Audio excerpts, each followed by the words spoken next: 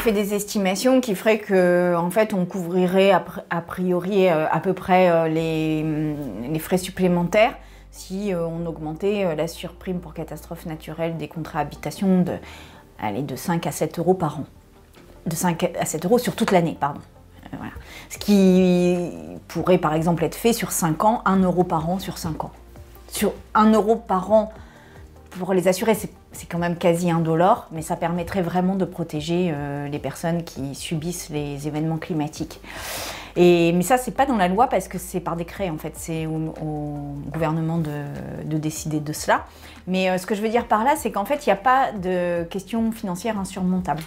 Il y a par contre une question très existentielle et très importante qui est comment on protège les citoyens et citoyennes, comment on fait un État protecteur face au réchauffement climatique qui débute et qui va s'aggraver.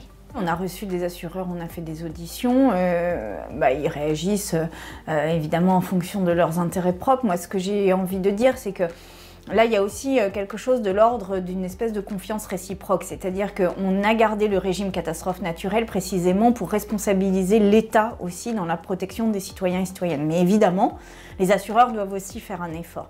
Et là, la question qui nous est posée, c'est comment fait-on évoluer le système assurantiel dans un monde qui devient incertain?